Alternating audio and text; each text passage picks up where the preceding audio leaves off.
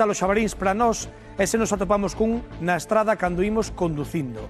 Porque un accidente, sabedelo moitas persoas, cun xabaril cando ides no coche pode ser letal, mirad, hai que andar con moita prudencia porque os datos dinos que dende o ano 2009 ao ano pasado multiplicouse por 5 o risco que temos de padecer un accidente contra un porco bravo. Mirade, no 2009 rexistráronse 937 accidentes con estes bichiños, que pouca culpa teñen, pero eles salen á estrada e o que pasa? Son unhas 2,4 colisións ao día. Mirade o aumento impresionante no ano 2024, 3.725 accidentes, 10 colisións por día contra os xabarís. Isto significa que cada vez hai máis e, polo tanto, saen máis as estradas.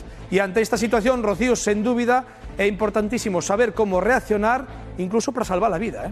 Desde logo que si, Espiño, se vemos un xabarín que se nos cruza na estrada, pois polo menos o que podemos facer é frear lentamente. En caso de que acabamos tendo sinistrado contra ese animal, pois o impacto vai a ser máis leve tanto para el como para nós. Se finalmente impactamos contra o xabarín, que temos que facer? Pois, dende logo, frear o coche, poñer as luces de emerxencia, tamén poñernos o chaleco reflector, chamar a emerxencias e, por suposto, non movernos do sitio.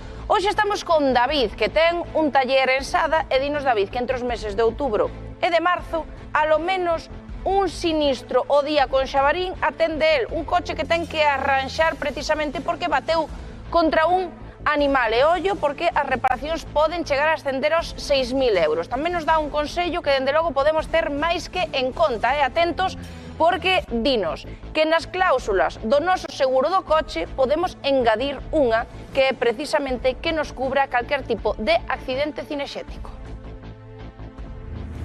Últimamente é raro a semana que non entra un vehículo que ten un incidente contra un xabarín. No ano pasado rexistráronse en Galicia máis de 1.000 accidentes contra animais cinexéticos. David, creo que non foi o caso, pero teríamos aquí un impacto moi similar ao que teríamos con un xabaril, non? Cales son os danos máis habituais? Pois os danos máis habituais son golpes dianteiros, paragolpes, rejillas, faros, capó, aleta e tamén o que é a mecánica os radiadores. Nalgún caso, hasta chegan tamén a saltar os airbags. Canto nos podería custar unha reparación deste tipo? Normalmente andan alrededor de 1.500 a 6.000 euros.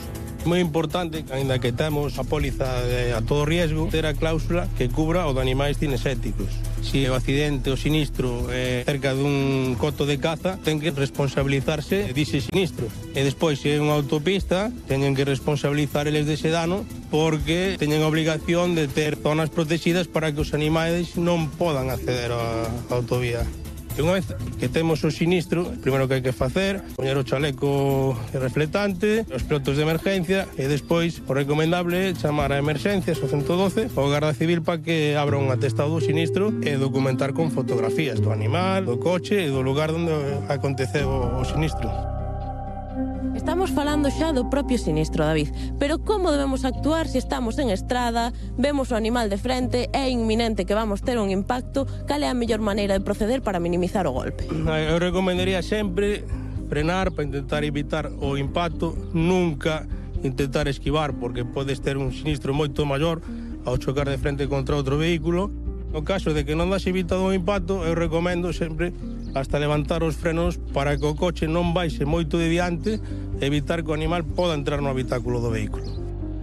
A época de inverno, de outubro a marzo, é cando hai máis incidentes, porque cando están as hembras dos xabarís en celo, entón hai máis movimento de xabaríns. Sobre todo aquí en Galicia, que hai moita zona rural, en carreteras comarcais, que hai falta de iluminación, de visibilidade, tú atopas de repente na estrada e non tes tempo casi a reaccionar. Canto tempo de espera podemos ter se temos un sinistro con un xabarí? O normal de espera hoxe en día é de 2 meses. Cando é un sinistro que o vehículo non circula, intento sempre deixar un coche de institución, o priorizo. Entre 7 e 10 días.